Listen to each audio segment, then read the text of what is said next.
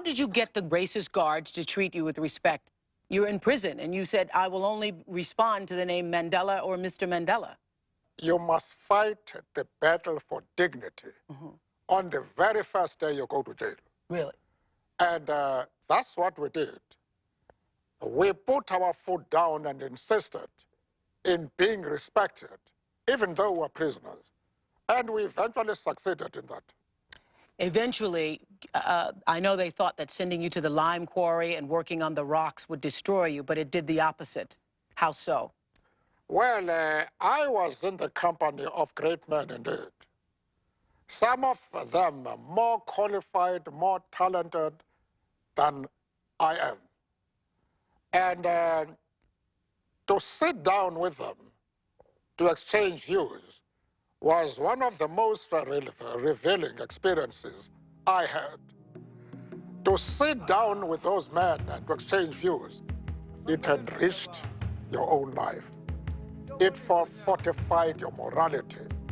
It gave you courage to do better than your best.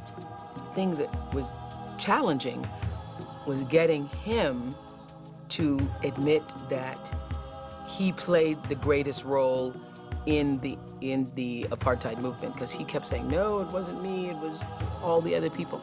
And I realized in that interview with him that that is what true humility is, that that's not just a, you know, like some people say, oh no, we've got to mention the other people's names. Oh, he was insistent upon not going forward with the interview without including all of the other people who were part of the movement. Well, I had said that you're one of the most humble person I'd ever met.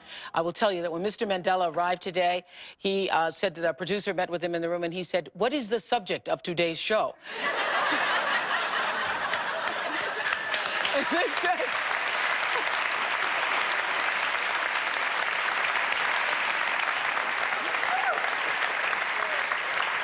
and she said, Nelson Mandela, you are the subject of today's show. He goes, oh, all right. He's so humble that the very idea that he was going to be on for a whole hour was not something that he expected. You'd also said to me one evening, you said, we made the brain dominate the blood. Our emotions said, the white minority is an enemy. We must never talk to them. But our brain said, if you don't talk to this man, your country will go up in flames. And for many years to come, this country will be engulfed in rivers of blood. So we had to reconcile that conflict.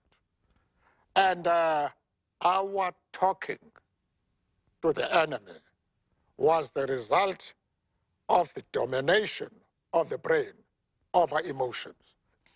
Okay, I'm still trying to understand, though. You began the peace talk, and you end up coming out of prison, and there is no bitterness. How is there no bitterness?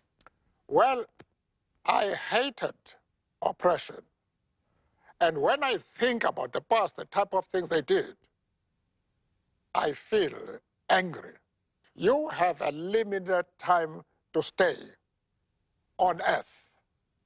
You must try and use that period for the purpose of transforming your country into what you desire it to be.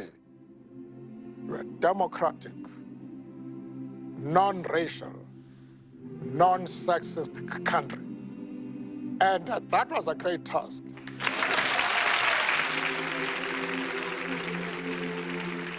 This has not happened before nor since, that as he was leaving the building, every one of the Harpo staff, of the 300 people in the building, lined the hallway to shake his hand as he was going out the door. And I walked him down the long path to the garage, and we now call that the Nelson Mandela hallway here at Harpo, because he walked that path, and as we were going down the path, he was shaking hands, and we took pictures, and now all of those pictures line the hallway of Nelson Mandela. Never before.